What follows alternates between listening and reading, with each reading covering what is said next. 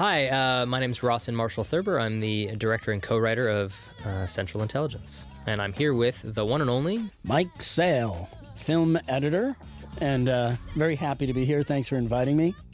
Of course. I can't believe anybody would want to hear what the film editor has to say, but I'm going to do my best. Oh, okay, cool. Well, I'm actually really excited to have you with me to talk about this movie, just because you and I made We're the Millers together. That's the first time we worked together. And Mike, you've been cutting comedy for a long time, and have been making great comedy for a long time. And I think, I don't know, I started, when I was in undergraduate school, I would listen to a lot of DVD commentaries, just to kind of get a sense of, what the director does. And I found them really informative, and I'm hoping during the 104 minutes of Central Intelligence we'll get to talk a little bit about editing and some of the hard-fought lessons you've learned. Doesn't he just shower at home like a normal person? Well, the good news is I really like editing, About that, and I like talking about editing, so this should be really fun. Also, I listen to tons of the commentary, but back then it was on laser discs. But they're the ones that first had them, and I can remember just running out and listening to those tracks and just try to hear how other people approach putting film together. So let's aim our conversation toward the 8.5 people that will actually listen to this DVD commentary, and see if we can impart any sort of wisdom. So, when do you remember first reading the script for Central Intelligence? When did that happen for you? I think it was like a couple of years ago. I remember I was in New Orleans on another movie, and you sent me a version of the script, and I was very excited about the concept, the idea. It was a very different movie at that time, though. We thought it was going to be really R-rated and it was a little darker.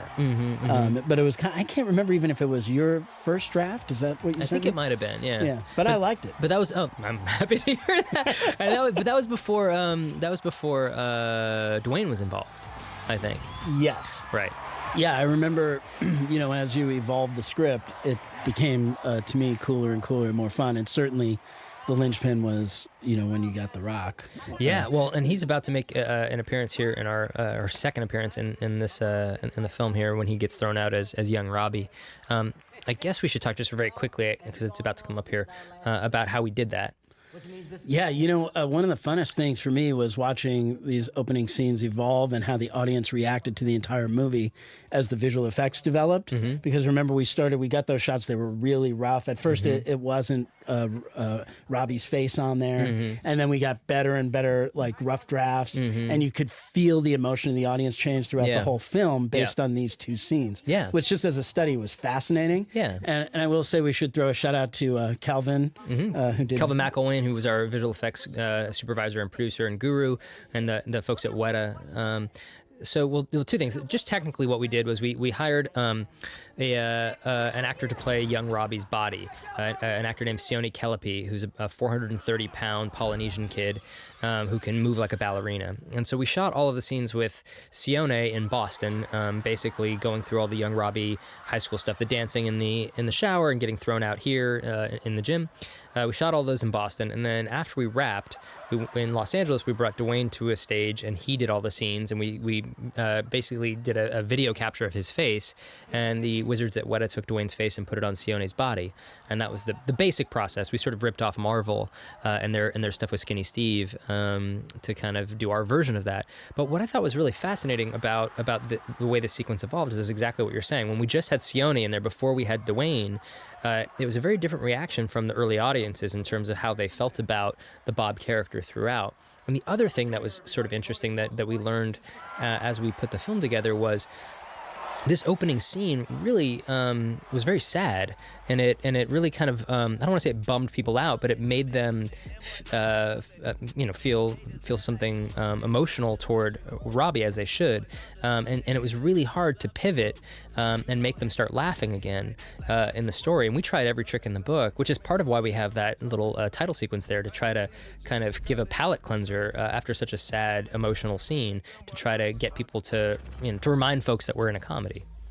It was kind of difficult because, that bully storyline is really relatable to people on many different levels. People either watch somebody get bullied or bullied themselves, and emotionally, it did surprise us in its intensity.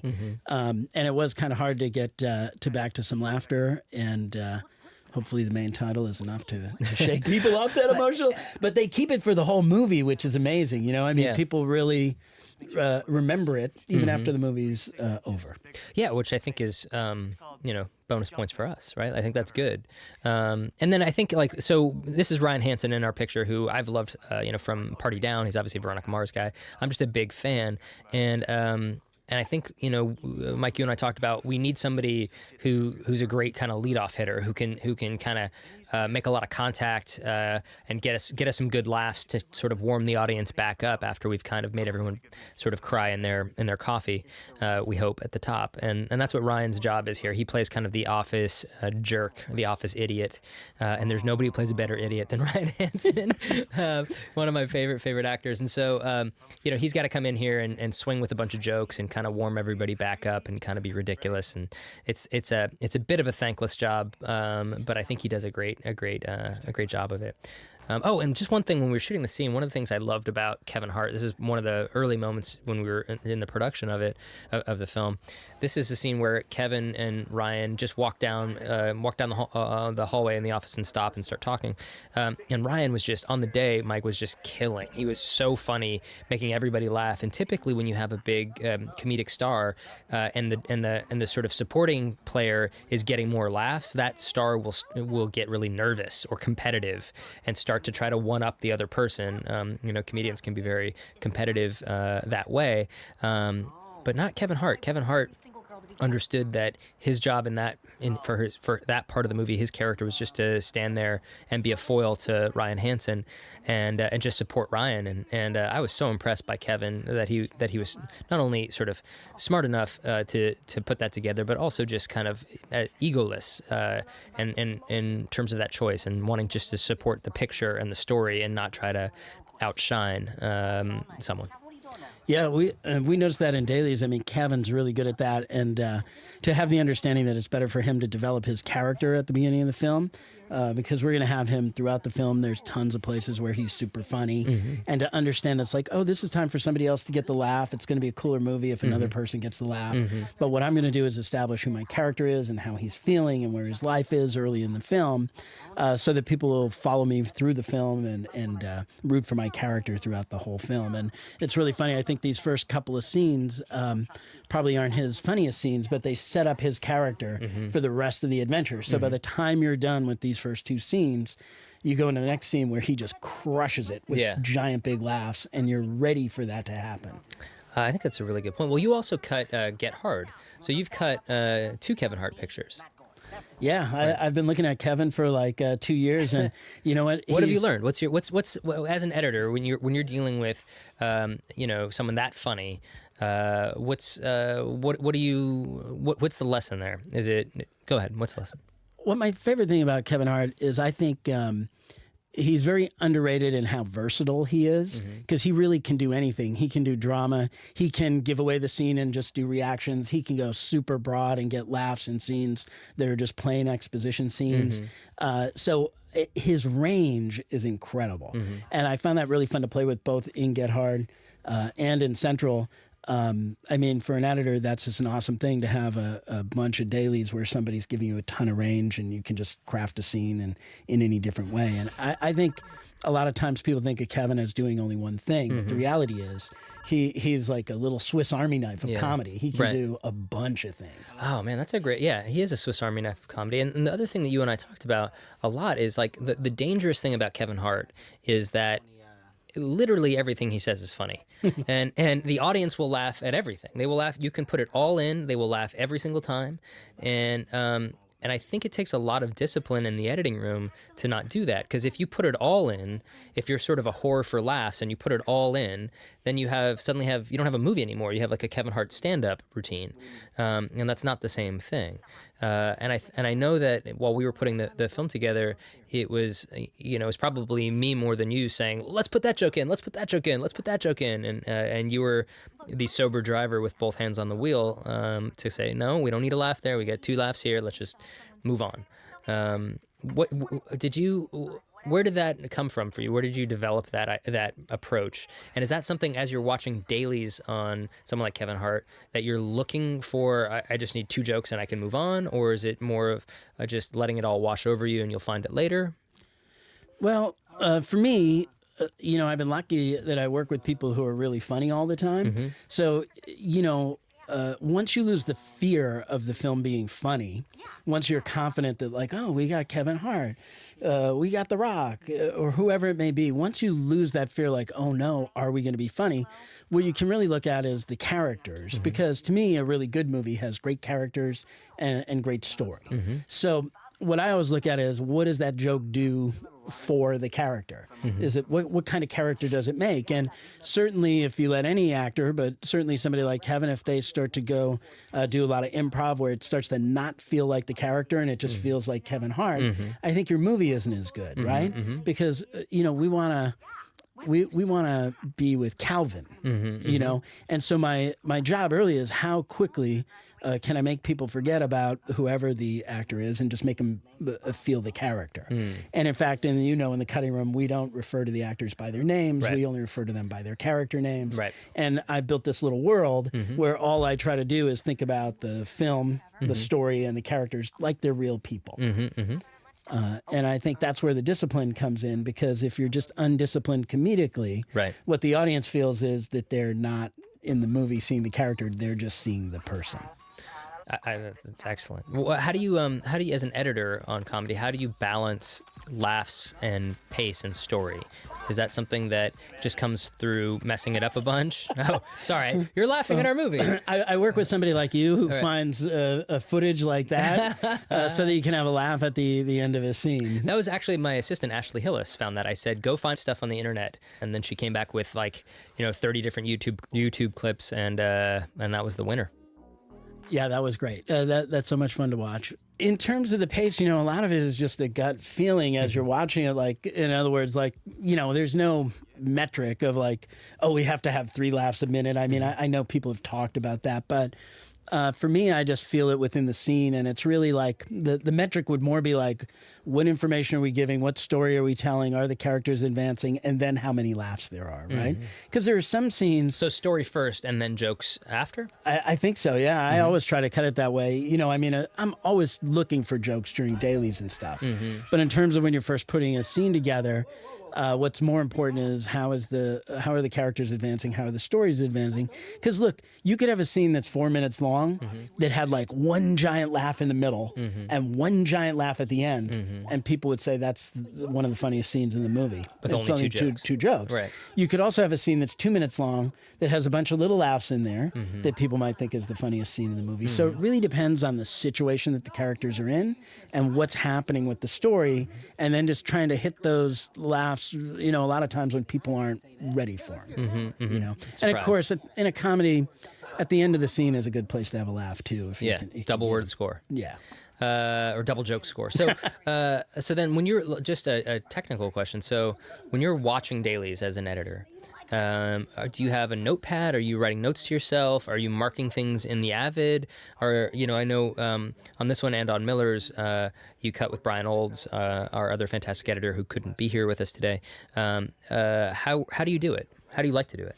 It's great. Yeah, Brian and I watch dailies together, which is really fun. And I take my own notes while I'm watching dailies, and he takes his own notes while we're watching it together. But you watch them in the same room? Watch them in the same room at the same time, but we're both taking separate notes.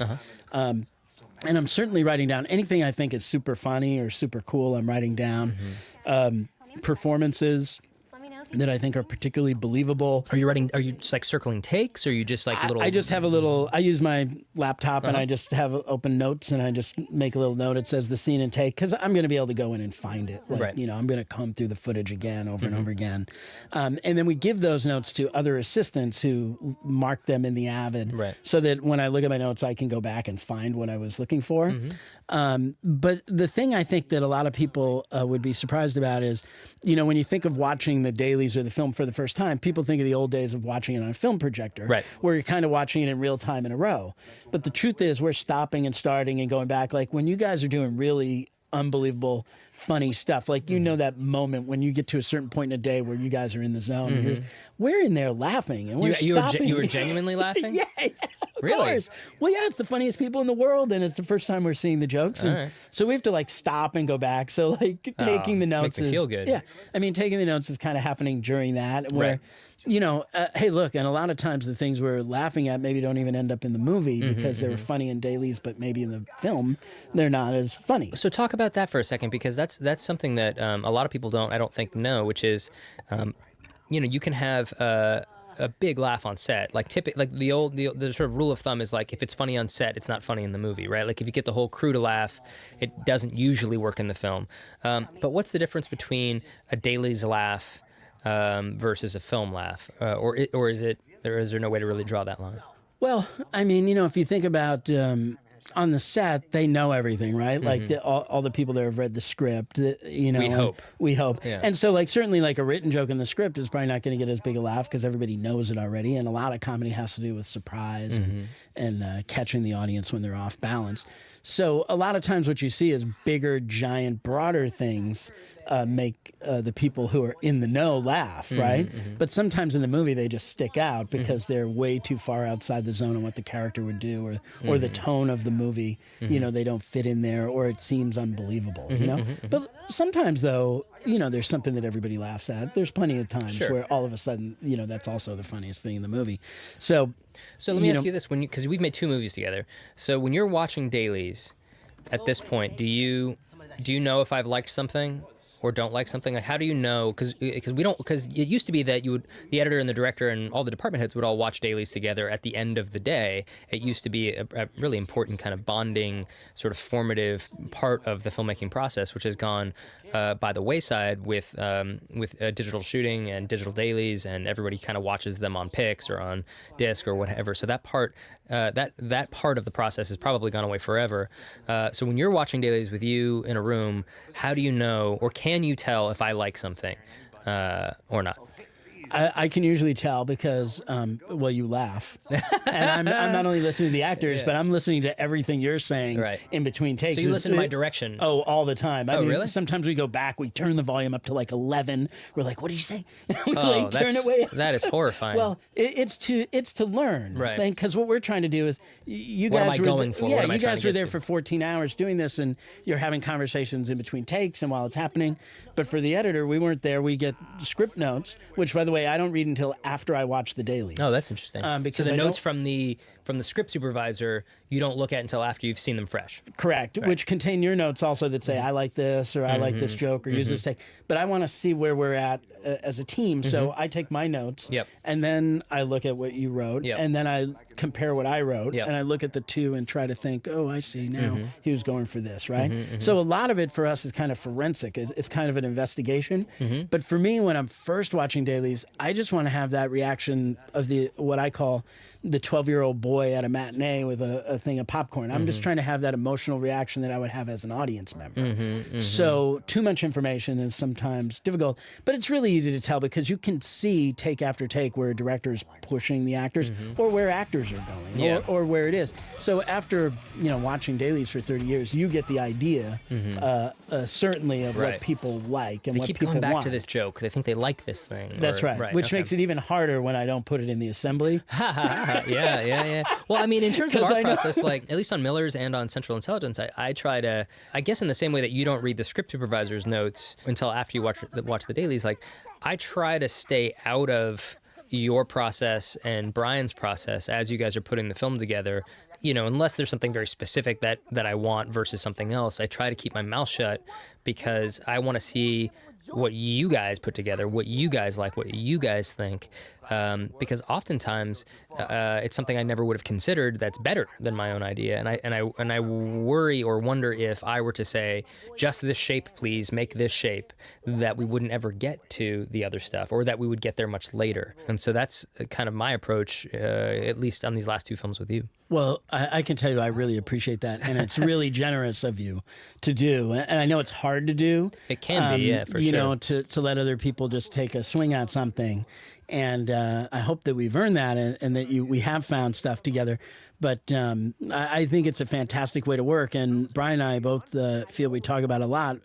You know, what it does is it gives us a chance to fail, which I think is super important. You know, if you think about the old days of comedy or show business, people would be in vaudeville, right? But they wouldn't be playing the big giant theaters when they started. They'd be in like the littlest, worst theaters, and they wouldn't be the headline. They would be like the last act, right? And so they had a chance to fail and work on their material and get it better and better and better until they hit the big time, right? Yeah. And so I think that when you're working with creative people, it's always important to give them that creative space to try something and fail. I mean, you've seen plenty of things where I cut where it wasn't good yet, you know, because sometimes on the first pass, you don't know how it's going to fit in the movie, and you don't know if it's going to be great. And there might be a gem in there that we never would have found. But it's having that faith that we're going to evolve this together in a collaboration. Yeah, I think is part of what makes the process really fun for me, and I think let us find a lot of really terrific stuff. Yeah, you know, and knowing that we're never going to give up, we're going to keep working the material and digging back through the bins and looking for stuff. Absolutely. Well, I want to come back to this and talk about the process that we used on Miller's and the process that we use on Central in terms of testing the picture and shaping the picture based on the feedback that we get from an audience. But before we do that, I did want to jump back to the beginning of how this whole thing came together, how Central Intelligence went from a spec script written in 2010 to Dwayne and Kevin. Hey man, I just want to say that I'm really sorry about but before I do that, so this is a great little moment in the hallway with Kevin and Dwayne, DJ sporting the unicorn shirt, and then we get one of my favorite sort of runners in this whole thing, which is the 16 Candles, Bob's love of 16 Candles, and Molly Ringwald. And one of my favorite jokes in this whole movie is when Dwayne says to Kevin, when Bob says to Calvin, "It's my all-time favorite movie. You ever see that movie?" And then Calvin goes, I'm black, which is a big laugh in the movie and makes me laugh every time. And it comes from actually Kevin Hart. I was in the restaurant scene, which we saw earlier. I was pitching Kevin this joke about, like, you know, just tell your wife that you don't want to end up like the janitor in a John Hughes movie. And Kevin's just like, what? Like, what is that? I'm like, well, it's John Hughes. It's like, and he goes, Ross, I'm black, man. I haven't, you know, and I couldn't stop laughing. And so I put it in here, and it's one of my favorite jokes. People, the one question I get asked all the time is how much is scripted. I'm not sure why people care about that. Because we shoot a lot of alts, and you have yourself writing them, and then absolutely, if we'll only shoot one joke and it doesn't work, this is going to be awesome. Go.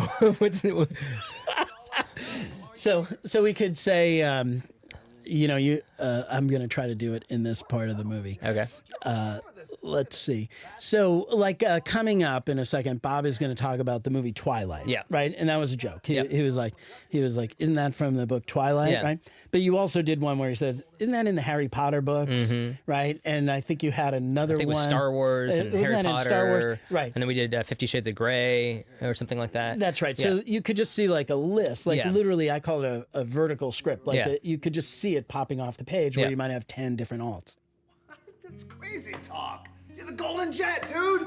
Stop, Bob. Spare me with the gold. And like, I think a good place when we see in a few minutes now when Kevin Hart is talking to Pamela Harris in the kitchen. Yeah, which is great because in that scene when Pam Harris shows up to confront Calvin Joyner in the kitchen, Amy Ryan and Kevin Hart, that's just an expositional scene. In the business, you call that laying pipe. You're laying a lot of pipe, a lot of story pipe, so that you can move on. And typically those scenes are, those expositional scenes can be very dry and slow. And I think that was like day 10 of shooting. And I think it's probably when I fell in love with Kevin Hart because he made that scene so funny that could have been, there were no jokes really written in that scene, very few, and he just made it crackle and made it really funny, and I couldn't stop laughing, and that, you know, I mean, Kevin Hart can score whenever he wants to score, and he was doing it left and right there, and he, you know, I was so thankful and so excited about it. So alts are scripted alternate punchlines to setups, and then improv, as you said, is just, you know, make 'em ups in the moment. Yeah, and you know it's really great, like to be able to add like the jokes to the exposition or the pipe scenes. I mean, in the first act, really the difference between a good comedy and a bad comedy is you're getting the laughs in scenes where you wouldn't normally get the laughs, right? So like in the old days, when I started working many, many years ago, you know, you'd have these scenes, they'd be 2.5 minutes long with a lot of exposition, maybe one little laugh at the beginning, one little laugh in the middle, and hopefully you got one at the end, right? But now you see a lot more fun in comedies these days, and you see these scenes where some of those exposition scenes become the most funniest scenes in the movie, and you're still laying that pipe, but you're getting big laughs, you know? And like this joke here is a really good example where he does the backflip. Right. You know, in a regular movie, they just have their conversation, then they go home.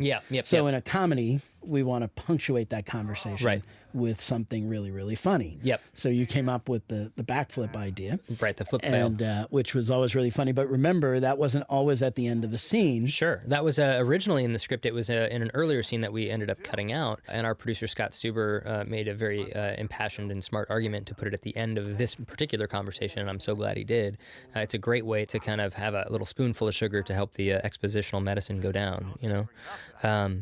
But just backing up half a step. So I came on. I finished We're the Millers with Mike. And I was looking to do action. I've loved action since I was a little kid and wanted to make an action movie. And I really love Central Intelligence, so I would never ever call it a stepping stone. But I would definitely call it a bridge. Like my thinking was, I want to do an action comedy because at least I won't screw up half of it. Like I know how to do half. And then so I always loved the premise of Central Intelligence that Ike and Dave came up with. And so I talked to New Line and I said, what do you want to do next? And I said, I'd love to do Central Intelligence, and they went and got it. It was at Universal at the time. They went and got it for me. Pretty serious international. And then Dwayne wanted to do a comedy, and he really liked Miller's. And so he called me up and we talked a little bit about it, and it just made perfect sense to me. Like it was such a better idea that if you were a heavyset kid picked on in high school, that you would transform yourself into the Rock, that you would create this sort of muscly armor, and that the idea that though you look like the Rock on the inside, you're still the same kid who got bullied in high school with all the same insecurities and same sort of man crushes, just seemed like a really delicious idea to me. And this sort of big cartoon light bulb went off over my head, and I went, oh my God, of course. And then Dwayne just being, you know, I've just been a fan for so long, and seeing how good he is on Saturday Night Live, I was just excited to be, you know, the director who got to put him in a straight comedy. So I was really excited about that. And then Dwayne, I was talking to Dwayne, and he said, well, you know who I think should play opposite me? And I said, ooh, and he said, Kevin Hart. And I went, DJ, I mean, I love Kevin Hart. He's one of the funniest guys in the world, but he's not a straight man. And Dwayne said, I know, they won't be expecting it. And so I actually got to see, like, Dwayne and Kevin had never met. They'd been like sort of mutual fans. And Dwayne and I went to Kevin's office in Studio City, and I got to see Dwayne and Kevin meet for the first time. And it was great. Like they were like instant chemistry, instant buddies, laughing almost immediately. And I remember sort of standing back, 10 or 15 feet, watching them just standing there talking to each other, and the size difference and everything. And I just sort of rubbed my hands together greedily. I was like, this is so exciting. And then Kevin signed on. And then the next part that happened was we did a little table read in Miami about a month after that. And it was just me and Kevin and Dwayne, a couple other actors that I think were on Ballers at the time, and our two producers. And we read through the script. And that was really the first time where I felt like, oh man, we might have something here. Like these guys are so good together, and that's what got me really, really excited. And then we went through the process of tricking somebody into giving us money to go make it. I actually remember talking to you right after the Miami read through, and I don't know if you remember, but I only asked you one question. Oh, I asked you, how was their chemistry? Because it's my biggest fear. Yeah. Because, as an editor, look, you can make a joke work, you can make plot work, you can make exposition work, you can fix it, you can do all kinds of things. But if there isn't chemistry between, say, romantic leads, or in this case, the buddy movie, between the two buddies, there's not much you can do. Like if it's not there, Yep. it's really hard to manufacture. Yeah. And the audiences always kind of feel, will always feel it. But just looking at like the last scene with the pajamas, Yep. and even just this scene, like when you see them together, you sort of can't help but smile. Yeah. Oh, and we should talk. This is all, by the way, this is all one shot, and we did this in camera. It was super, super fun. Way of executing, cleaning up that whole living room without cutting.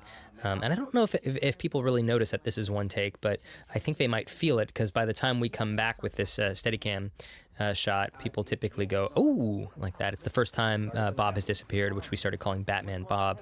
Barry Peterson, our cinematographer, is exceptional, but this Steadicam shot was done by Jason Elson, who is world class. And this was really fun. It was really fun to kind of find the balance here of how much we could get away with in terms of Bob disappearing and reappearing throughout. And of course, this is the scene that we mentioned earlier with Kevin and Amy Ryan, which could have just been a very dry expositional scene that we really get to see the sort of full talent of Kevin Hart, both kind of holding the sort of audience's perspective as well as just being laugh out loud funny. Other cool thing about this scene, I love the production design inside this house and the kitchen. I mean, I think it just looks really cool. I like the colors, the way the whites and the blacks and everything pops off of her suit, and the way he's dressed with the brown and the Thanks, navy. man. Yeah, it all looks really real and Cool. beautiful. Well, the other thing I wanted to mention about the scene right before when Kevin comes to see Dwayne's character, Calvin comes to see Bob passed out, is that television screen. For a while, it was just turned off. Like we left it off for a long time, and then David Stassen saw one of the writers, original writers, saw an early cut of the picture, and he's like, you guys should put 16 candles on that screen just to kind of help cement that idea. Because one of the things that was the 16 candles runner is I think my favorite part of the movie, and it's a very specific. If you're like an over 30-year-old woman, it's their favorite joke. I don't know what that says about me, but if you're under 30, a male or female, you have literally no idea what 16 candles is. So I thought it was a really smart idea from Stassen to put the 16 candles on that screen, and it really helped kind of pay off at the end because the audience is then at least we know they have seen that scene before. That was a really good idea to Yeah. put it in there. And, story-wise, that was a good note. And then we had the extra added benefit when we did have the TV on, and then when it's all in one shot and they come back and the TV's off, Yep. it helped emphasize that Bob had cleaned up. You noticed it more. Yeah. And we started to get bigger reactions from our audiences, which is super fun to watch. Like, they got into Batman Bob Right. a lot more once we put that video on the TV, Yeah. which was really interesting to learn. Absolutely. It's always fascinating as we sort of tinker with the movie and add stuff, take stuff away, just to see how different the reactions can be and how sensitive that needle can be. That never ceases to surprise me. I guess when you're making comedy, the most surprising thing is what people laugh at and what they don't. Because I'm always surprised. Like there are certain jokes where I'm like, this is gonna kill, and it's crickets. And then other times people laugh at the silliest, strangest stuff that you never even considered it as a joke, and you'll get laughs there. And I guess the trick is to kind of be humble and just gracious and grateful that they're laughing at anything. It's always, it definitely is. And to keep an open mind and to try to learn, once you see what they do laugh at, you can use that information and go, oh, they're laughing at that kind of thing. Right. So we should maybe talk just a little bit about the process side of things. So when we, on Miller's and I'll just talk about Miller's and Central, when we've done those movies, we screen it very, very early. Like the first screening of the film is typically a week or two after we've wrapped. And it's an editor's cut of the picture. It's typically 2.5 hours long, and we'll show it in my living room to 10 or 15 friends who don't mind being tortured. That's usually step one, and then it's very painful because the movie does not work yet. And you just what are we trying to get from that very first screening? What I'm looking for at that very first screening is big picture stuff. I'm looking at the chemistry of the leads. I'm looking at the overall concept of the movie. I'm looking at, do they understand the movie? And then I'm looking also what type of things they laugh at. On this movie, remember we had a lot of R-rated jokes early on, and just didn't seem to land in this movie, right? Yeah. Whether it's, I think maybe the bully storyline or whatever, they certainly weren't as funny in this movie as they were in Miller's. Yeah. So to learn that quickly is super helpful because we can go, okay, let's not go in that direction. Let's go in this direction. Right. You know, and what we learned is a lot of the character stuff seemed to pop. People loved the pop cultural references in this more than something like Miller's. So we dug in and found those because those seemed to hit. Right. Not only did it get a laugh, but it made the movie more fun. And I think that's the idea. It's not about just getting a laugh. It's how you're getting the laugh. Right. So how we got laughs on Miller's became very different than how we got laughs on Central. And I think those early screenings sort of help you get a clue as to what's going to work and what isn't going to work. And it gives you a little bit of direction and hope. And then the chemistry was already there. So that was a great relief because we were like, oh, people like these two guys. Ooh, right, because we weren't sure if people would kind of be excited about Dwayne being funny because he'd really never done that. And there was a little bit of nervousness of like, I think we all knew he would be funny, but it was, would an audience accept that? And so that was a little bit nerve-wracking, and fortunately people seemed to really dig it. My thing that was sort of interesting was about Central Intelligence. By the way, by the time we were done, I guess the movie ended up a lot sweeter than I think I had imagined going in, and actually a lot funnier than I think I imagined going in. I thought the movie might be a little bit more closer to Rush Hour in terms of a little bit edgier, maybe not all the way as edgy as something like Rush Hour or 48 Hours or something, but I thought it was going to be a little bit, have a little bit more sort of edge to it. And it didn't. It turned out to be this very sweet, I think very funny movie. And I guess that's that's a part that maybe some people don't know about directing a film. Is like the film becomes the thing that it wants to be, whether you like it or not. So, I hope you like it. It is interesting. I will note that Dodgeball, We're the Millers, and now Central Intelligence, they're all sweeter than you thought they would be. and you made them all. I know. So it might be, Rawson, that you're sweeter than you think you are. Maybe I am. Maybe I am. I think it's really admirable, man. I think like to have a comedy that's going to resonate with audiences and last for more than one weekend, you need to have characters that are developed enough that it can hold a little bit of sweetness and heart. And I think getting the right amount is like the key to it. Right. How much heart can we have in We're the Millers? And hopefully you get just enough. Right. Because if you overplay that sentimental hand, you give people what you would call I like to call it the douche chills. The douche chills, right. I think it's that moment in the theater where people are just waiting for that scene to end and they're thinking, why are you doing this to me in the middle of this comedy? Exactly. I don't care about these characters. I just want more jokes. Where did I park my car?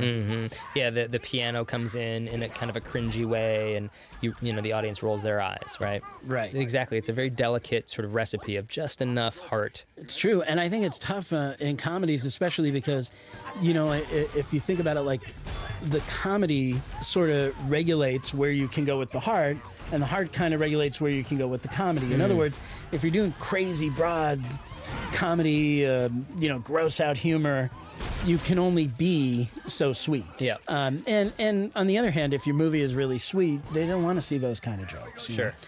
So being able to blend them is always a difficult task, and I think that's what makes comedy really unique, is that you're always doing more than one thing. Like we talked about exposition. It's not just exposition. That would be a normal movie. Comedy is exposition with laughs. Yeah. Here you have a scene, it's action with laughs. Really hard to do. In an action movie, all you got to do is the action part. Yes. We got to do action plus laughs. Jokes, yeah. And even with the heart, you often sort of put a pin in that too, because you want to make the audience feel something, but then you also want to kind of tell them, yeah, we know it's still a comedy. Yes. And you want to get a laugh out of it too. Sure. And hopefully it's a grounded in reality laugh. Right. That feels relatable to people. So that's the treacle cutter, right? So like if you get really, really sentimental, you always want to cut it with a laugh right at the end so that people don't get the douche chills. It's like if you can make people laugh, you got a pretty good movie. If you can make people cry, or you can scare them, or you can excite them. But if you can do several of those things within one movie or within one scene, then you can start to head towards a great movie or a great scene. If I'm watching any film and you make me laugh and cry during it, I'm going to love you for it. Well, I don't think we did that here. Well, so just very quickly, this is a big action sequence in our picture. This took us, 7 days to shoot. We shot on stage in Boston. This whole office is a stage set designed by Stephen Lineweaver, our production designer. And that's actually one of my favorite parts about directing movies is shooting on stage and getting everything built from zero. It's just like, I don't know, it's always very thrilling to see something kind of be created out of nothing as opposed to finding a location and dressing it. And this was something that we wanted to balance kind of the action side of stuff with the comedy side of stuff. So like, here's a really good moment, right? Like, it's a very tense moment. It's a standoff, and then we go for a joke right here. Bonk. Right, to kind of keep the laugh bubble afloat. And so this scene was really fun, and just to talk quickly about my approach to the action in this film, I really wanted it to feel as real as possible, as in camera as possible. I didn't want to shoot very much slow motion at all. I think here we have 2 slow motion shots, which might be the only 2 in our entire film, when Bob pulls out the flashbang from his fanny pack. But for me, because the underlying premise of this movie was already kind of ridiculous, I didn't want to stylize the action like, say, something you would see in Kingsman. I wanted to keep it much more authentic and real because of the underlying premise, but also because we, the audience, are seeing Bob through Calvin's eyes, right? Through Kevin Hart's eyes. He's the proxy for the audience, and I wanted it to appear as real to Kevin as possible, as real to Calvin as possible, so therefore it'd feel as real to us, the audience. That was sort of my, operating principle, and I found that very helpful in making movies, of kind of coming up with thinking about what your mantra for the action is, or your mantra for the comedy, or your mantra for the tone of the film, and understanding what it is, and also more importantly what it isn't, so that if you have an operating principle about the tone of whatever it is, whether it's broadly speaking the film or pieces of the film, then it helps you make decisions about what's in the movie and what's out of the movie, what color a shirt should be, what color a shirt shouldn't be, all the way through. And if you can always have that, I guess what Dwayne might call an anchoring theme or an anchoring thought, then you have a North Star. Because as a director on a film, one of your biggest jobs is, well, your only job is tone, but how that manifests itself is through 1,000 questions a day, incessant questions. You're being asked all day, every day, is it this or is it that? Is it this or is it that? Is it this or is it that? And if you don't have a clear sense of a direction, if you don't have a North Star, if you don't have that phrase in your mind of this movie is about this thing, then there's no consistency to answering those questions, and then you're fat. Is it this or is it that? Is it this or is it that? And if you don't have a clear sense of a direction, if you don't have a North Star, if you don't have that phrase in your mind of this movie is about this thing, then there's no consistency to answering those questions, and then your film will feel rudderless and kind of a tonal mess. Oh, I think you're right on. I also think you and the entire crew, visual effects, stunts, everybody, I think you guys did an amazing job with the action in this film and keeping it feeling real, because if you leave reality, it can be really hard to get the comedy to work. Mm-hmm. You can get the feeling of dueling tones like you're talking about, so it feels almost like 2 movies. Yeah. And you're checkerboarding, you know? We've all kind of seen movies that have kind of 2 separate storylines. Mm-hmm. One of them we like, one of them we don't. You fast forward through the one you don't like, right? Mm-hmm. You don't want the audience to feel that. It should never feel like a scene ends. It should never feel like a moment ends. It should never feel like a movie. Yeah. It should just feel like one thing slowly into the next, unfolding. Mm-hmm. And part of that is tone. And so if you went wild with your action and you went hyper realism on this particular movie, it would probably be really hard to come back and do regular conversations that made sense. I think you're right. That was my sort of hunch going in. And yeah, I mean, finding that balance, right? Because if the action is too hard-boiled and too edgy, then people don't want to laugh because it's dangerous. The movie's dangerous, and it's not comfortable to laugh. And if the comedy itself is too silly and too goofy, and there's the rules of gravity don't apply, then the action isn't taken seriously. The action is all a goof as well, because nothing matters. So striking that balance in an action comedy, I think, is really important. I think that the most important thing in a buddy picture is the buddy aspect, right? Is the chemistry between the 2 leads. And chemistry, is not a function of directing. It's not even really a function of writing, although the script does help. You want to set up a premise where you have 2 leads who have, who are looking through opposite ends of the same telescope, who react differently to the same stimuli. That's important. But functionally, chemistry is about casting. It's about getting that right, and that's something you just cross your fingers for. And I think we have it in this. So in an action comedy, a buddy picture, it's about getting the buddy side right. But then the action comedy thing, it's about making sure that balance works for both genres, and you're not sacrificing one to make the other work. At least that's my opinion on it. It's exactly right.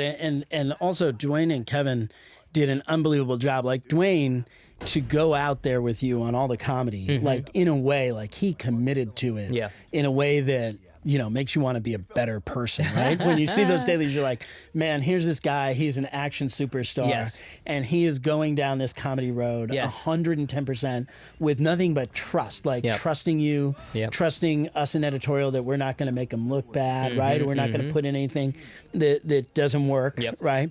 And he just went with it all the way. I can't remember hundreds of hours of dailies. I never once remember him saying that doesn't sound like a good idea. Never once. Or no, you gave him a joke and he went with it and he did it. He did it until he liked it, and he made it his. You know, and he made it his performance, and he made it his comedy. You know. And then when it was action time, all of a sudden you have the bonus of having like the world's action superstar in an action scene, which is to me what makes this movie so much fun. And then Kevin, you know, helping with the comedy, giving reactions, like you say, knowing when he can punch, when he can stick, when he can move, just like a good boxer, knowing when it's time for Dwayne to get a moment to get the laugh, and then committing himself equally as fearless on the action stuff was amazing to watch, because he did everything that Dwayne did. I think that's exactly right. And for me, it was a thrill, you know, just to get to see Dwayne kind of turn into action man. You know, just as a fan, I'd call action, and then he would, you know, he'd scowl and shoot the gun, and I was like, oh my God, it looks so believable. This is amazing. You know, it was really, really fun. This is, by the way, a cameo from our fantastic stunt coordinator, Alan Poppleton, playing Nunchuck Larry. And Alan asked me if he could have a scar on his face, and I said, Alan, you can have anything you want on your face. And he picked a scar. This was an unanticipated laugh too, remember? Oh, yeah. Like him driving off on the motorcycle. Yes. We never thought that was a joke. We never thought that was a joke, and we're so happy that it was, because we really needed one at the end of that scene. It was a good place for a joke, as it turns out, but it actually does make sense, because what's funny is he doesn't stay with his friend. That's right. Yeah. But isn't that strange that, like, I mean, you've been cutting comedy, like you said, for 30 years. I've been doing it for quite some time, and neither of us really thought that would be a laugh, but it's been a laugh every single time we've played it, and every time I think we're still surprised. But when you look at the math on the joke, of course it makes sense. Of course it makes sense. I wish we would have thought of it. Yeah, no kidding, right? No kidding. I love this Ray Liotta and Goodfellas joke, and then Kevin's reaction. So let me ask you something, because that take there, Kevin says, that's such a good reference, classic Mags, and he does this thing where he touches his nose. And that's the take you picked from the top. I never looked at different takes. I loved that take. Why did you pick that take? Felt really real and natural to me, and I'm always looking for stuff that feels real. And I think it was a real moment. I think his nose got itchy, but he stayed in character and he delivered his line. And I think when you can find a few of those things throughout the film, it makes the character feel like a real person. And you know, when everything is spotless and too antiseptic, I think that the audience tunes into that. And look, in some movies, like in a superhero comic book movie, sometimes that's great. You know, everything's perfect. It almost looks like a commercial. You know, by the way, I consider commercials, if you want to see perfect filmmaking, watch commercials, because everything's perfect in them, right? But sometimes, especially when a character's under duress, it's great to just show a little bit of what people just do, you know, and make the audience feel like it's a real person.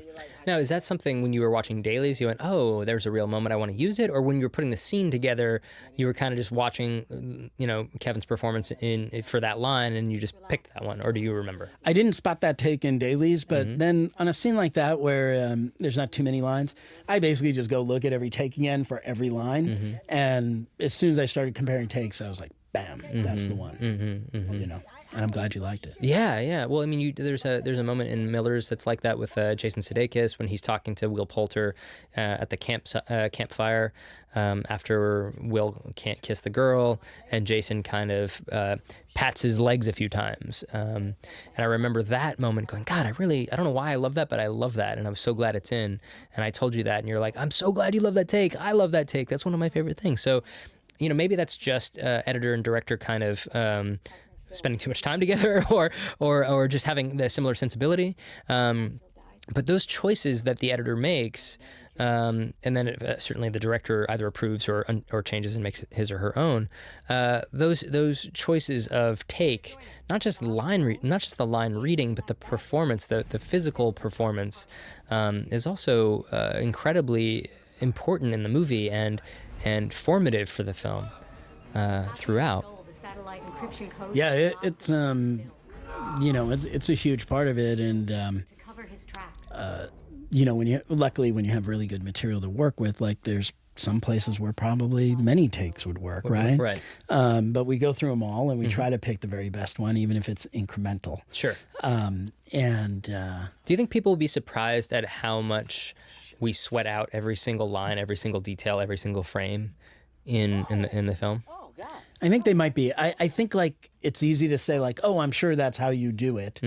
And on a meta level, I think people think they would understand it. But when you're in the middle of it trying to do it, I don't think they would realize the amount of time and the level of how we examine all this stuff. And the reason why I know that is because I read things where people point out bloopers and stuff, which are always kind of hilarious to me. You mean like continuity errors? Continuity errors and things like, they're like, the cigarette was getting taller and shorter. Right. And what's funny is they write it like they discovered it. Right. We didn't know. Like we didn't know. Yeah. Right, but when it comes to continuity, like we're cutting for movie, we're cutting for story, and not worrying about continuity as much. We are worrying about continuity, but story first, continuity second. It's true. And look, in a digital age, we can fix a lot of things where, 20 years ago would be cost prohibitive to fix.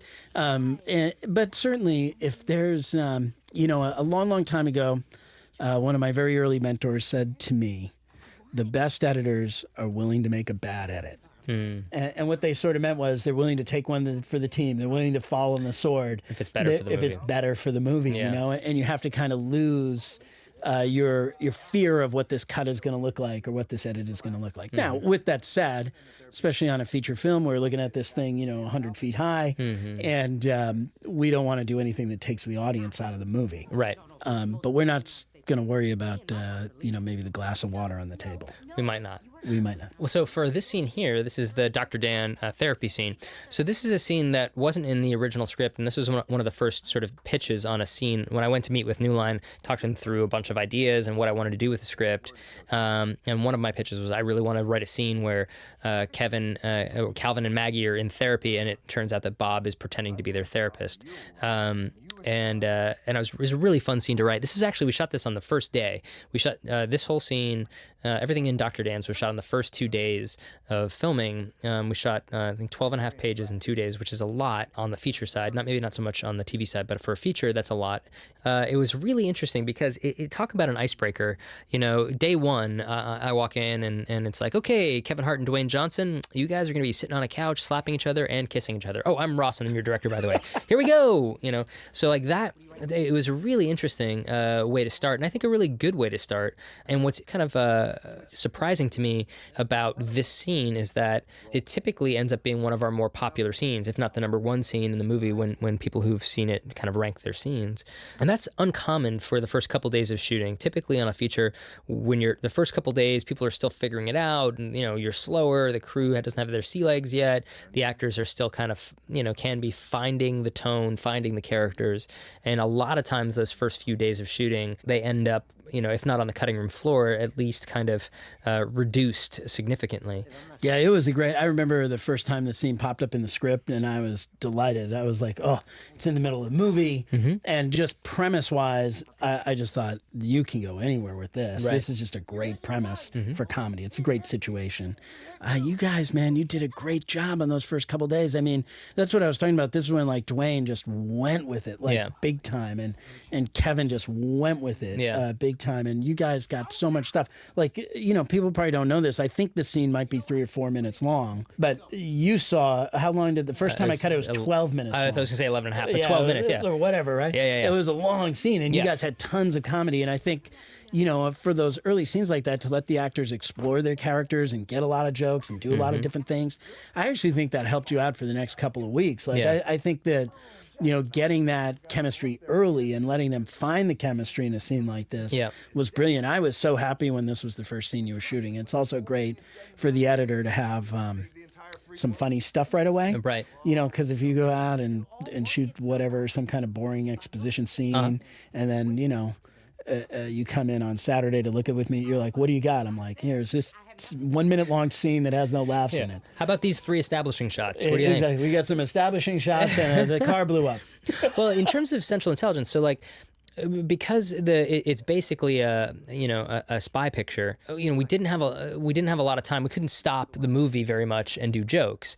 And there were only a couple scenes where we felt like we could actually stop the momentum of the film for a short amount of time and do jokes. This was one of them. The van with with Amy Ryan, that was right before. This was another. Maybe the kitchen, I think, with Amy and Kevin. We could do a few jokes there. But there just weren't a lot of opportunities to sort of stop the plot engine and just try to make people laugh. And this was one of them.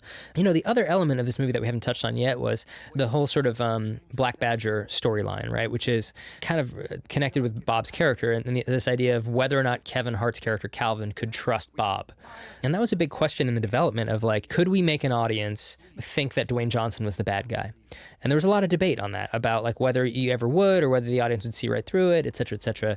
And my perspective was like, look, maybe we can't, but we don't need to convince the audience that he's the bad guy. All we need to do is is have them hesitate, have them think that he might be the bad guy. If we just had enough mystery, if we had about as much mystery as a slightly advanced episode of Scooby-Doo, then people might lean forward a little bit and have just a little question mark going throughout. And I think we accomplished that. I really think we did. And I think it's great. I mean, look, the rule of thumb with comedies, basically, in terms of the plot and storytelling, is you basically want to keep it simple. Mm-hmm. You don't want to make it too complicated. You won't want people to think too much or be confused because when it's too mysterious or people can't laugh. That's right. And I think you did a great job of sort of threading the needle on creating a little bit of suspense and mystery that, again, adds to the movie and makes it fun.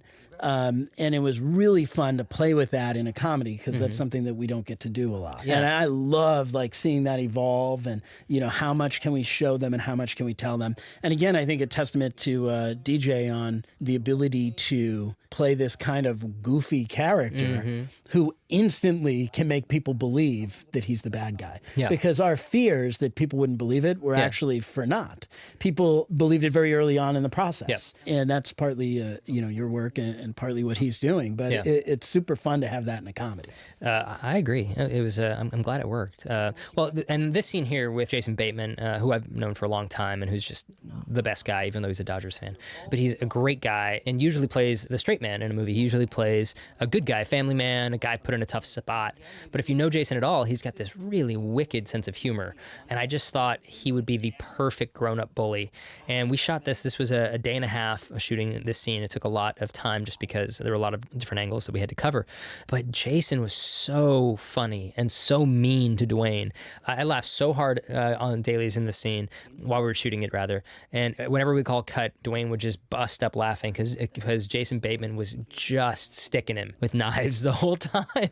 And this scene's a really interesting and very powerful scene in the story.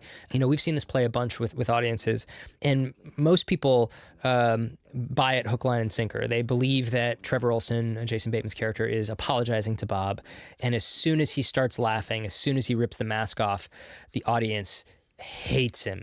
They get really angry at the character. And then of course when Bob sees his reflection but sees it as his younger self, as his heavier self, it typically the audience lets out a big kind of like they feel for him in a real way.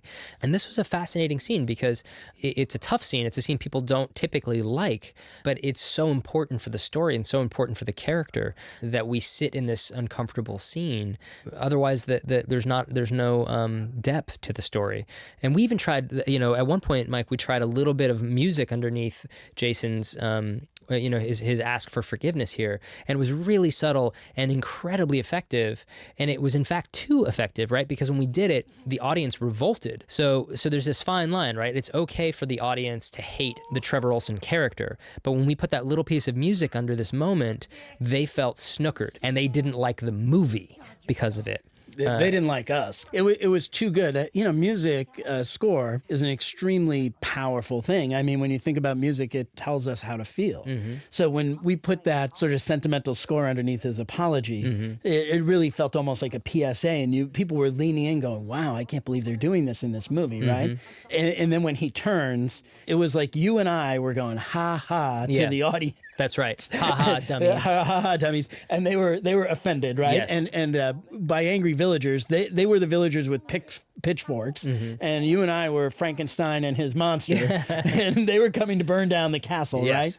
It was not a good feeling. Like, it took the movie a few minutes to sort of recover from that thing. But it was super fun to think about. Well, first of all, that shows what a great job Jason did, and like to totally sell it and it to be that believable. And then when you have that music under there, it was just like, wow, music is powerful. Yeah, and we instantly pulled it out. I remember running back. I was like, okay, well, that's got to go. But yeah, this was really kind of a devastating scene for Bob. And what's fascinating is about 8% of the audience laughs really hard in the scene. Like, they laugh at how mean Jason's being. 92% of the audience, roughly speaking, does not enjoy this scene until Dwayne leaves. And then, of course, we have to get back on track with our sort of lighter comedy. So we've got, You're Shorter Than My Cat and all that. Glad to see you haven't changed. And then, of course, here's Kevin Hart. This is just something Kevin did once. On one take, he kind of like licked his hand and touched the glass. And this is the genius of Kevin Hart. And I jumped out of my chair and I was like, oh my God, that's great. We got to do that. Let's do that whole thing. And we extended it. We did the rubbing his butt on the door. And then, of course, Bateman, Jenny, get the Windex, get your asshole off my door. Like, those are quotes that we would say to each other all the time in the editing room. Get your asshole off my door, Jenny, get the Windex. But that stuff is so important because we just had this really devastating scene for Dwayne Johnson, who everybody loves, and you feel for him. And we have to, as quickly as possible, reel that back in and get the audience laughing again. And fortunately, we have two of the funniest people in the world doing that with Kevin Hart and Jason Bateman. Because if you didn't have that, right, if you went out on a downer, then we would have this scene here and the next scene, which is also kind of a downer, and suddenly your movie loses its buoyancy, your comedy loses its comedy, and people start to get restless and they start to go, I don't understand, this movie's taking itself too seriously, and I'm not feeling good anymore, and so that last the last third of that scene in Trevor's office is incredibly valuable, and something we really kind of didn't have unless Kevin did that one thing that came to his mind, and then we jumped on it and kind of did it. Yeah, it was key that you jumped on it. I mean, those are the kind of, that's improv that really helps a film. Hugely. And it's improv that's grounded in reality. It's super funny. It's within the characters. It's unexpected. And like you say, if you don't, when you have a scene like that might be a little bit sappy or have a little bit of emotion, again, like we talked about that treacle cutter, super important just to let the audience know, hey, we know we're a comedy. We're still going to be funny. Keep coming along for the ride with us. This is going to be good, right? And we haven't forgotten who we are. Yeah, we know what we are. The treacle cutter is it's a term of art, and it evolved in sitcom writers' rooms. And the easiest example of it is if you guys so Friends, right? You would have Joey and Chandler hug each other, like they would be in a fight and they would make up and they'd hug each other like we're buddies again, and you could feel the audience get kind of tense, like, oh, okay, this is actual emotion and this is uncomfortable, and then Chandler would say, don't touch my butt, and everyone would laugh, right? So like that's the treacle cutter. It's that release of emotional tension with a laugh that lets everyone move on with the story and not feel burdened, I suppose. Yeah, they're super important, and what it lets you do is have those moments, because otherwise, if you didn't come back around to laugh, like you say, it would just end on a downer, and what you would end up doing is shortening it or not having that moment in the movie, because it would be a boring movie. It wouldn't be a comedy. Right. and it wouldn't know, and it would be sort of tonally strange to be funny, funny, funny, and then deadly serious for 3 scenes, and then funny, funny, funny, and that's not what you want. You want the blend of both of those things. So here, go ahead. Sorry, Mike. It was also super nice to have Amy Ryan in the film, and I mean, just to bring that her acting ability, to lend that to Harris's character and to give credibility throughout the entire film. Yeah, I mean, that was good. She just did an amazing job. She did. I mean, Amy Ryan classes up any picture, and we certainly needed that. We needed somebody who could be a believable threat to Bob and Calvin, and especially because we were trying to kind of keep the question in the air about who's the Black Badger and who isn't. And we don't really have a villain in the picture until the very end. So Amy Ryan had to be our proxy for that. She had to function as the heavy in the film. And here is Tim Smith about to take a chair to the face. Boing! And then Tim Griffin throwing Doritos everywhere, which made me laugh endlessly. I think he just kept doing it because every time he would fumble with his Doritos, I was crying at the monitor. I don't think it ever gets the laugh it deserves. It just makes me laugh. It's so dumb. And then, of course, sitting on the wrong seat. So yeah, Amy Ryan, you need somebody who has that sort of believability, gravitas, and sort of classy pedigree to kind of to hold it down, to hold down that side of the chessboard. And if you just cast somebody that was just a day player for the part, I don't think you get that. Yeah, it would be tough. I mean, what she's doing throughout the film, it's so subtle, but she kind of is the glue, right? Mm-hmm. Right from the time she shows up at his house, she is the world that's real. Right. And she keeps that world real. That's right. And if you don't believe her character, you're not going to believe in any of the stuff they're doing, and it's not going to be as funny because there's not going to be as much tension. That's right. And we had actual jokes with Amy Ryan's character throughout. Like, we shot a bunch of jokes with her, but every time we did them, it wasn't that they weren't funny. It just undercut the sort of threat of her character. And so we thought it was better for the movie for her to not be funny, or to only be funny in 2 or 3 places, one of which is at the very, very end after the picture is essentially over for her. Give me the key.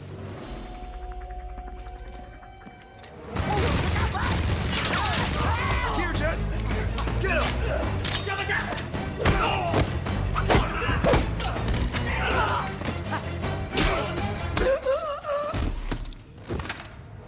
Did you see that, Bob? I did the thing, Bob! Yeah! And then there's that beat where Kevin hits the guy in the throat and says, "I did the thing, Bob. I did the thing," which is one of my favorite moments in the movie. It's just such a loose, free, I don't know, kind of genuine moment from Kevin, and it's fun to see audiences applaud when that happens.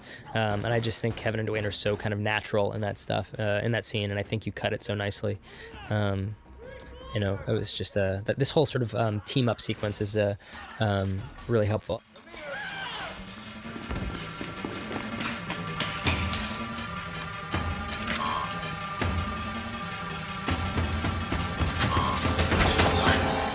Wrong key card, pal. Turn around. You needed this one. On the ground now. Can I say something first? What? This is gonna hurt. Hey, get the key card. Let's roll. Wait. Which car are we taking? Oh, and then here comes Kevin doing his what'd you call this walk? I called it a chicken walk. The chicken walk, yeah. yeah. His which I just thought was, I mean, this was I think day 5 of shooting, and Kevin just does such a great job. But just back to that sort of moment where Kevin hits the guy in the throat. So that was a scene that Scott Stuber, our producer, is like, look, Rawson, I know you want to keep the question working about whether Dwayne's the bad guy or not, but we really need a moment where they team up together. You go high, I go low kind of moment. And I resisted it for a while. I'm like, no, we got to keep the, that's not as important as keeping Dwayne being, maybe the bad guy. And Scott was, very patient with me until I came around and realized, like, I think he's probably right. And then we shot that scene, which was, at his request of like, please, like, let's just get one thing where they team up together to escape from the CIA safe site. And so we shot that scene. I'm so glad we did. It's one of my favorites in the movie, and it wouldn't have existed had our producer not politely kept pushing on that beat. That's why you want great producers on your movie, because they make it better. Yeah, I think it's really easy for us, especially in the script or before we're putting a movie together, to kind of try to keep everything black and white or good and bad, and to have everything be very clearly defined. Like they're not going to be friends, so they're not going to be friends all the way until this point. But real life has more grays to it. And so I think when there are little grays to it, they can be kind of buddies, but they're still not sure. That seems like it's more real when it happens. I didn't know who came up with any of that stuff, but I remember we loved it when we saw the dailies. And of course, Kevin crushed it. And it was really fun. I think at that point, everybody's just so happy to see him fight. Yeah, he finally does something. Well, and just before this, there's that little bit that Kevin does about him stealing Starburst, which is really funny. But that's completely Kevin, making that up on the day. And I remember when he did it on the day, I was like, maybe, I don't know, it didn't seem that funny to me. And then it just kills in the theater, and that is the genius of Kevin Hart. It's now one of my sort of pet favorites. And here we have Kumail Nanjiani, who, oh man, I don't even know what to say. Like, put him in your movie. Just put him in your movie. He is unbelievable. He makes even the most sort of like straightforward and or boring scenes hilarious. And just a dream to work with. So this is a really fun sort of scene, kind of a Dick in the Box scene, as it were, that we worked very hard to kind of find the footing on. This was, I think, one of the scenes that we probably had the most challenge with throughout, and trying to find the balance of timing on when Bob is pulling the plane behind him, what the jokes are in the foreground in terms of trying to find that balance as we went. This scene, I think, was probably, would you say it was number one on our most challenging scenes on this picture? It was very challenging and also always very funny, right? Because he's a great guy. Having Kumail come in about 2/3 of the way through your movie to add a little extra comedy, somebody new, somebody fresh into the mix was a great idea, and he just did an amazing job. His name's Snake Gyllenhaal. He guards my lunch. Okay, that's enough. But it was a challenging scene. You got a lot going on. Bob's in the background. New guy coming in with Kumail. It was a little bit tricky, but he did such a good job. I mean, it's a super funny scene. And now we come to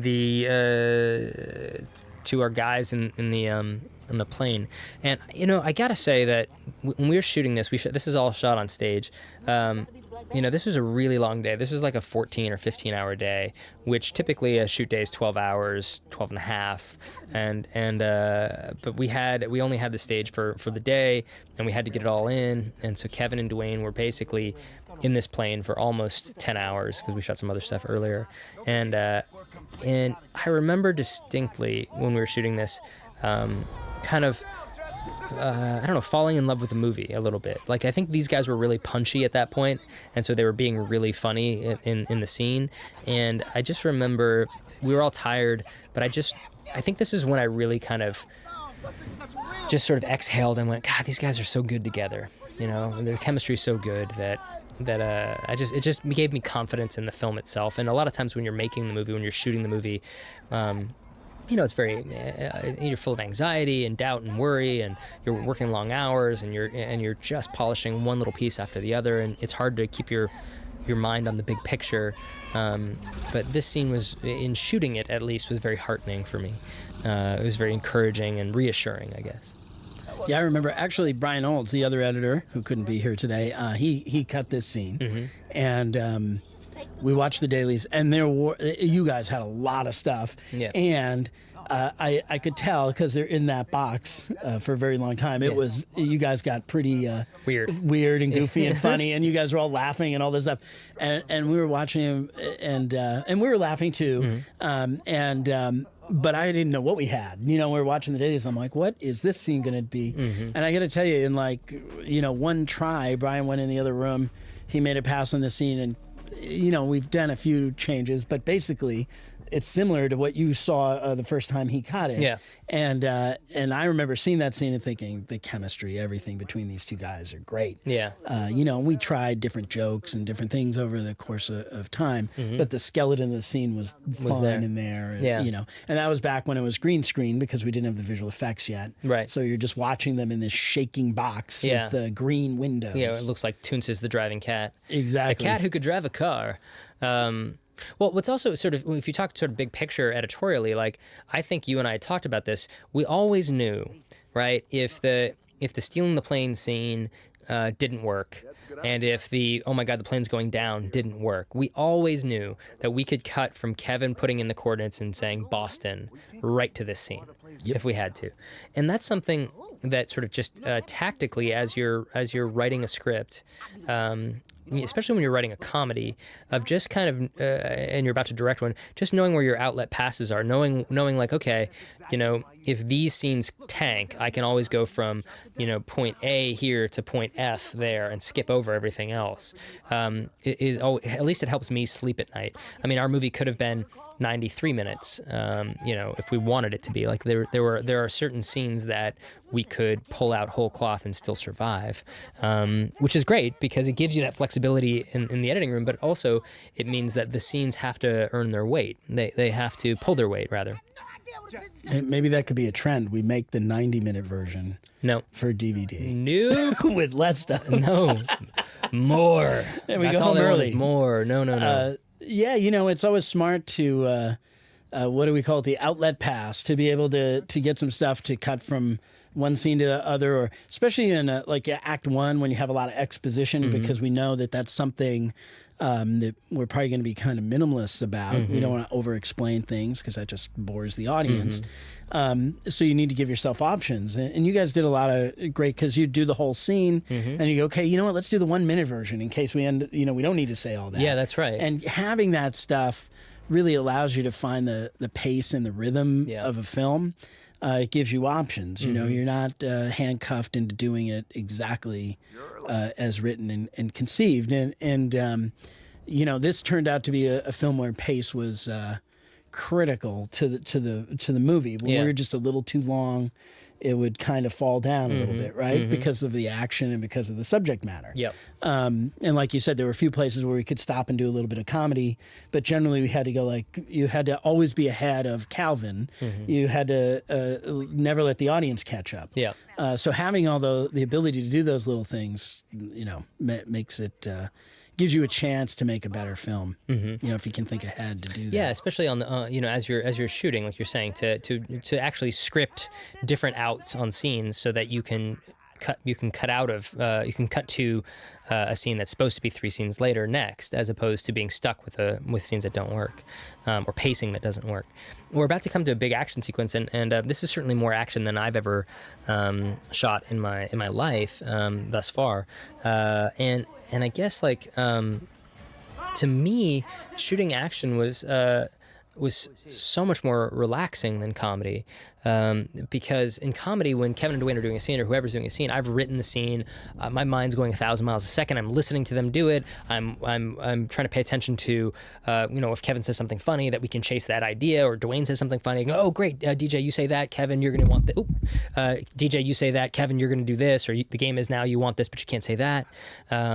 So I'm throwing out different punchlines, so I'm fully engaged. On the action side, you have so much support, because it's much more complicated to execute than 2 people standing in a room saying jokes, that there's so much more prep that's involved. You have a stunt coordinator, a visual effects coordinator, a special effects coordinator, you've got your DP, you've storyboarded it, sometimes there's a second unit director, and you've talked about it so much and planned for it so much that on the day, you're simply just executing what you've already talked about. So, the car blows up, or it doesn't. There's no version where you go, oh, could the car blow up funnier? It doesn't really work like that. And so for me, shooting the action was a dream. I can't wait to do more of it. It just seems like not luxurious, but just kind of much more relaxing than comedy. But I'd love to hear, Mike, from you about cutting action? Because you've certainly cut some action before, but I think this is the most action you've cut. Is that right? Yeah. Oh, definitely. Well, first of all, I'm going to say comedy's the worst. I mean, it is the hardest thing to do. It is I think, the most stressful. Making laughter is involuntary. Making a bunch of people laugh over and over again is a really difficult thing to do. People who end up doing stand up on the Tonight Show, it takes them 5 years to get 10 minutes. Yeah. And in less than a year, we're trying to make 90 minutes to 2 hours Yeah. and keep the audience engaged and laughing. So I think it's really difficult. With that said, everything in making movies is difficult. To make a good action sequence is also difficult. I think the biggest difference probably for the director is you're taking a bunch of little steps over a long period of time to get what you want. Whereas in comedy, it's all in one day and it seems very quick that you have to make those decisions. So I think it's more spread out in action, but if you didn't do it right or you didn't make the right choices, I don't think we would have good action, right? Because again, in editing, if I don't have the pieces, there's not much I can do other than not put bad pieces in. These scenes, I found it to be really fun, and it was just great to sort of exercise a different muscle. And, you guys gave us such good stuff that it made our life easier. But really finding the pace and rhythm of these sequences was the big challenge. And like this, as you remember, this was like one big long shot. And then we decided to do one where we're like, let's just cut it all up and move it all around. And I know that's painful sometimes because people think it's going to be one shot. Yeah. And then we cut it up, but we cut it up and it started to, take its own form. And then a lot of what it is about tightening and trimming and making it go fast. And you do that kind of over periods of time. Like I remember when I was going through this scene, I actually came in on a Saturday and a Sunday when I wasn't supposed to be working, but I drove back to the studio because what I needed was that overnight so that I could see where it was fat, where I could see where it was loose, where I could see where I need to move things around. So you need a little bit of distance. So it's the type of thing that, I would just come back to day after day after day and go, are there 2 more frames that could come out? Could we move this shot? Do we need this shot? And I know always when you're close with the action is when you're just sort of pulling out those 1 or 2 last shots. And you've seen it. We had like the little action sequence in Miller's with the spider and the RV. And remember, it came down to just pulling out like 2 shots of the RV. Yeah. And it got a lot better, right? Yeah. And like it was similar in this sequence. And really the big one, though, was the office sequence. I mean, that was like a 5-minute long action piece with comedy. Yeah. And that was so much fun. I mean, I could have cut that for a year. Like, I spent weeks and weeks, and then Brian would work on it, and then he would do some stuff, and then I would bring it back, and we would switch, back and forth, and it was really fun to cut that stuff. Well, yeah. What's also interesting on the comedy side, on the action side, is how important sound design is. That early on in the when you're just cutting it in the editing room on the Avid, our sound effects are sort of rudimentary. There's not, the deep bassy gunshots and the great tire screeches. It's all kind of stock, and the gunfire can sound a little bit like firecrackers, and it's not mixed properly. But for me, one of the lessons I learned from this movie in terms of action is how important sound design and a good mix is to make the action kind of have that breadth and depth and come alive. So that's something I'm going to carry with me into my next picture for sure. And here is, of course, the Aaron Paul. We should have introduced him earlier. But God, what a sweetheart. And he was great in the movie, and I think he was really excited that he got to come in and kick The Rock's ass, because Aaron Paul is like 145 pounds after lunch, and to beat Dwayne's ass is pretty fun. But again, here you'll see we're shooting everything sort of handheld on longer lenses. Not a lot of Steadicam work, not a lot of sort of dolly and track stuff. Just trying to keep it all as quote unquote real as possible, as in camera as we possibly can. But on that action stuff, Mike, I think you're exactly right. Like it comes down to scalpel work more than anything else. Yeah, like one frame is a big deal in an action piece, and the rhythm and the pattern. And the other thing with sound too is the music makes a huge, big difference, because that really shapes the scene. And a really fun study in this movie is if you listen to the music during the underground garage fight, which is a part of the movie that's not as funny and it's a darker track. And then you listen to the music for the office shootout, Yes. which is a funnier action scene. Yep. And you can hear them developing the same themes, but they're lighter. And then they kind of use the music to tell the audience when it's okay to be fun, to laugh. So they go back and forth between like action music and then something a little lighter. Yeah. So you go, oh, I'm supposed to laugh at this. Right. Right, and we have Teddy Shapiro and Ludwig Göransson who did Miller's for us, and they did Central, and I just thought they did an excellent job. I would say, like, sort of the score element of films, I'm not very good at it. I don't have that language. I don't have that ear.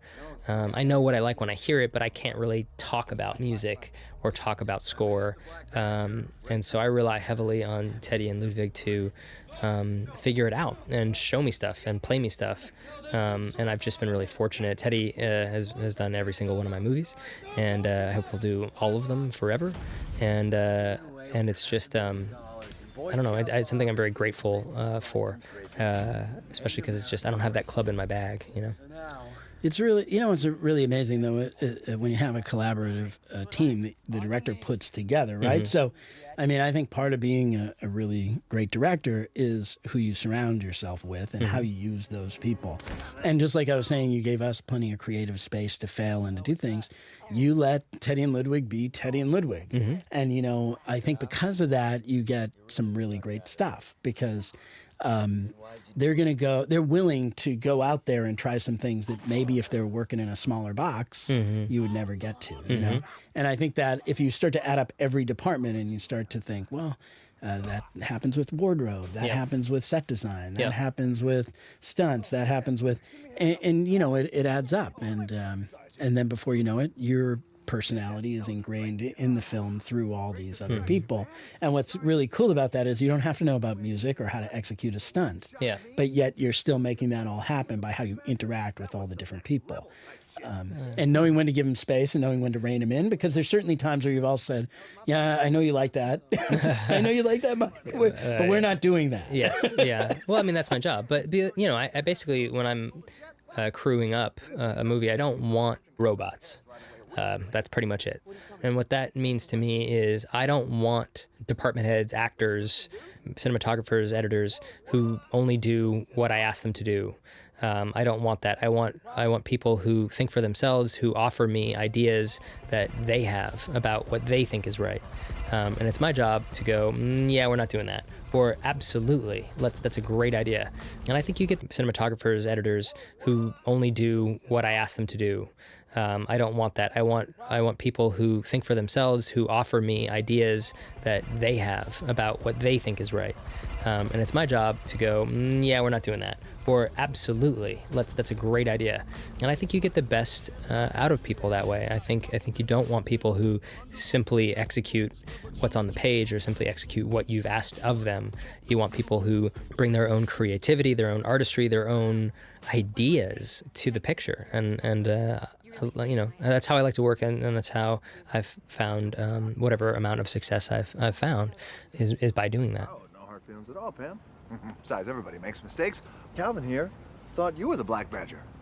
Well, no, I don't, no, I When don't we think... were in the plane, you said, I hey, remember- Harris is the I Black... think you should, maybe I... And here we have good old Amy Ryan delivering a big laugh and walking off. Pick up any phone in your house, they're all bugged. Hilarious. Good one, and that's actually a Scott Stuber line. He pitched that to me on the night, and I laughed really hard. And I pitched it to Amy, and she did it, and it's a good laugh in the movie, And that's a pretty rare skill for a producer to be able to pitch jokes also. And now, so here we're coming to. This is something we talked a lot about in developing the picture, because there was some debate about how to end the movie, right? Because we basically end the movie on the bridge. The plot of the movie is done, right? But the emotional plot, the emotional story is not done. Calvin's story isn't finished. Bob's story isn't finished. And there was some talk about, well, is there any way of combining those two? Is there any way of having the sort of showdown with Phil happen at the reunion so it's all happening at once? Which, I think is a very valid perspective. It's not what I wanted to do on this one. I really wanted to keep those two elements separate. I wanted to keep the sort of save the world storyline its own thing. And I wanted to keep the high school story its own as well. And it's a little unconventional, but so is this movie in a strange way, right? Like we have Dwayne Johnson, the biggest action star in the world, playing the funny guy, and we have Kevin Hart, one of the funniest people in the world, playing the straight man. And also, it's a buddy picture where the buddies don't really team up and go stop the bad guy. It doesn't really happen like that, which I think is great. Like, look, I think Central Intelligence is a delicious comedy cheeseburger, and I love cheeseburgers. I just think that this one might have a little pepper jack cheese on it instead of American cheese. It's just slightly different in a good way. And so now we have the end of Calvin's story and then Bob's storyline, right? So Bob, wins Homecoming King thanks to Calvin. He vanquishes Trevor the bully. He kisses the girl. And when we were putting this movie together, the one thing that's kind of tough is that with this movie feels like it has 4 endings, right? You end on the footbridge with Phil, and then you end here with Bob punching out Trevor, and then he gives a speech, and then he kisses Darla, and then we go to the aftermath coda where we have Calvin and Maggie, and we have he gets his jacket back, and then we do outtakes. It feels like we keep bowing and won't leave the stage. And that was something we struggled with a lot in the editing of the film. And I think this movie has too many endings, I think we're fortunate enough that the audience seems to really enjoy all of the endings. Otherwise, they wouldn't be here. Yeah, I mean, they seem to be with the characters because remember, we did versions where we had less and we told them less and we showed them less. Mm-hmm. And they wanted to know what happened with the characters, and I think it's a testament to the bully storyline, which I'm so happy is in the movie in a significant way. And it's not just there as window dressing. Yep.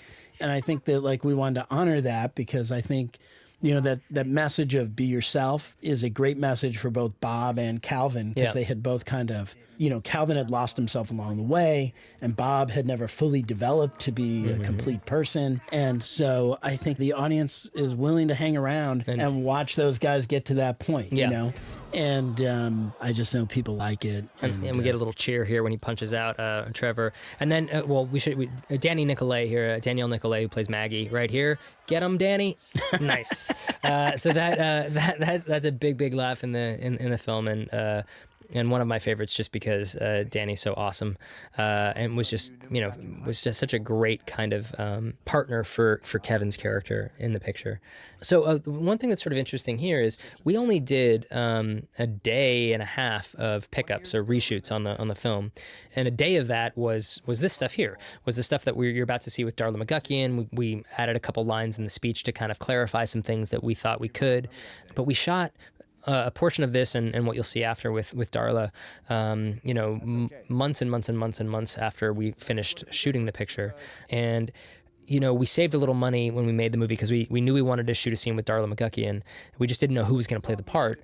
And when we were back in Los Angeles and we put the film together, we all got together and we're like, well, who would be the perfect Darla McGuckian for this movie? And we all said, well, Melissa McCarthy. But in Hollywood, you never get your first choice. You never do, almost never. It's always like, well, we want this one, but she's never going to do it. So then who are the other 3 people we could possibly get? So we had our list of 3 other people after Melissa says no. And then we asked Melissa, and I remember I got the call from Scott Stuber, and Scott's like, yeah, she's into it. And I went, what? Like, she's really? I was so excited. And I've known Melissa, for a long time, before she was sort of, who she's become. And she's always been, just absolutely lovely. I was so thrilled that she was going to do it. And so we went to Atlanta. And there was this moment, Mike, where I had Kevin Hart, Dwayne Johnson, and Melissa McCarthy all in my movie doing a scene together. And I just felt like the luckiest director of all time. Not only do I have these 3 giant stars in the picture, but all 3 of them are like the nicest, the hardest working, the most game to try anything. I don't know if I'll ever have that again as a director, having 3 stars of that caliber, all of whom are wonderful. I'll tell you that it was so fun the first time that we dropped this scene right here in, and we showed it to an audience. They lost their mind. And they just went crazy. And I don't know how long it'll last after the movie comes out because people are going to spoil it, right? Yeah. But it was super, that was one of those moments where you're just sitting there going, I am so glad I get to experience something like this. Yeah. I mean, the people just love Melissa McCarthy, and Yes, they she should. deserves it. I mean, she is just a fabulous person, and it was so great to get her to come in and do this part. I love it. And I think she really liked the movie. Like, we showed her the movie before she said yes, of course, and she loved Dwayne, and she's known Kevin forever.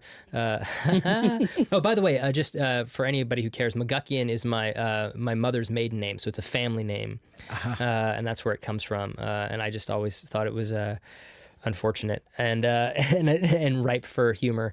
So Yucky Gucky is where that comes from. But I think Melissa really liked the movie, and she also liked the anti-bullying message that mattered to her, and I think she wanted to be a part of that.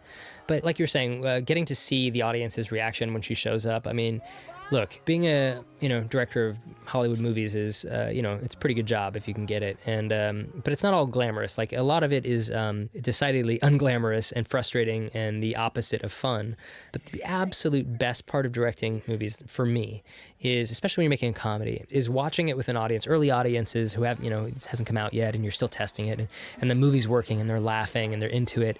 And the very, very best part is right before a big laugh is about to hit, right before that, and that's that fraction of a second where you know it's about to happen, and then bang, the joke hits, and 400 people rock with laughter in the theater, and there is absolutely nothing better than that. It's a good feeling. I mean, look, I think sometimes, a lot of people think comedy is like, we're the worst, hackiest people in the world. Oh, they're joke tellers. I mean, I've been to a million parties where it goes like this. So what do you do? I'm a film editor. Oh, I love movies.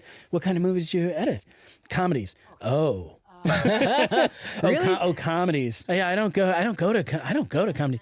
But I think who says I don't go to comedies? There are people, but the thing is, liars. I think that when you can make somebody forget about all their troubles for 2 hours and laugh and have a good time and smile and do that with 400 other human beings, and it's a tough world sometimes, and so I do feel good like when we make that happen, and I love to see when people like tweet out how much fun they had at the theater, and it does make me remember always like why we're doing this. And I think also it was such a great idea and such a noble thing for you to put in the anti-bullying storyline, because it's super hard to do like a movie with a message, especially when it's like a funny comedy, and kind of like a madcap caper, not caper, but a mysterious spy movie with comedy, and to get any kind of message that actually resonates with anybody in there can seem so sappy and awful. And I really think in this movie, it's in there just enough to the point where it does really mean something. And I think it means something to people, that it is like Kevin and Dwayne and Melissa involved in it. And they really believe in this stuff, as we all do. And we were so happy and like protected. That was our little baby in the movie that we could protect and say, we're going to have this in it too. Because, if it helps like one kid or one person have a slightly better time with their life, and you can do that with Central Intelligence, wouldn't that be the best, pretty good best deal. thing ever? I love DJ giving Kevin his jacket back, and that line. I think that's the best delivery of any joke in the movie for Dwayne, when he says, "Well, I sleep in it most nights." Like, that just kills me. But yeah. So then this is our. I love DJ giving Kevin his jacket back, and that line. I think that's the best delivery of any joke in the movie for Dwayne, when he says, "Well, I sleep in it most nights." Like, that just kills me. But yeah, so then this is our 16 Candles ending, and then we refuse to leave. We will not leave until you laugh. And so then we do outtakes, which we did in Miller's. And I think, look, I've loved outtakes, forever. I mean, for me, Cannonball Run with Dom DeLuise and Burt Reynolds, like, that was my favorite stuff, and I couldn't, I just love that stuff personally. And I think, I think if we didn't have the chemistry in the film that we do with Kevin and Dwayne, that these outtakes wouldn't have been there. I mean, on Miller's, we had a special sort of gag with Jennifer Aniston, so it made sense to kind of build something around that. Tickle torture. I love this. Look at Dwayne, the big dummy. And he loves it. And then this. I just couldn't stop laughing when Dwayne did this with Melissa, and neither could she. But like, this part of it, I don't know. I think it just, I think it leaves it has the audience kind of leave sort of floating and laughing.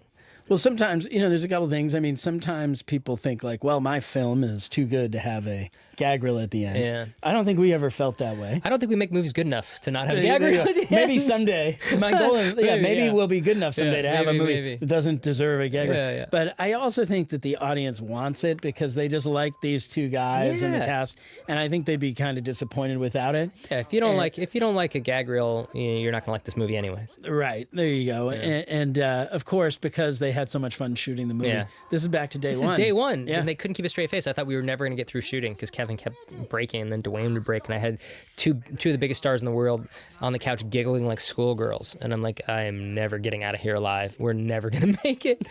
And then this is a line I pitched to Kev. I'm like, hey, just make fun of The Rock. And he's like, gotcha. And then he just crushes it.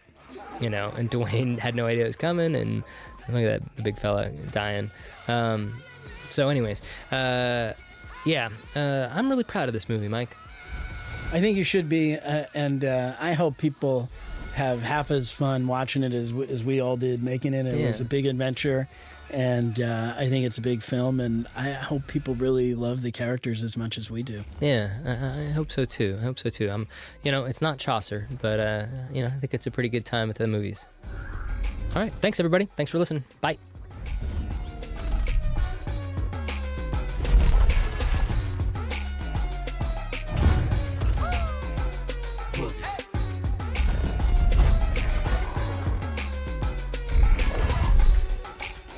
Everyone catch your breath. We're gonna do this dance one more time. Y'all ready? Let's go. Step to the left, 2 steps to the right, throw your hands up, wave 'em side to side, step to the front, now 2 steps back, do a 360, spin, everybody clap, clap, clap, clap, clap, higher baby, get higher baby, good night ladies and gentlemen.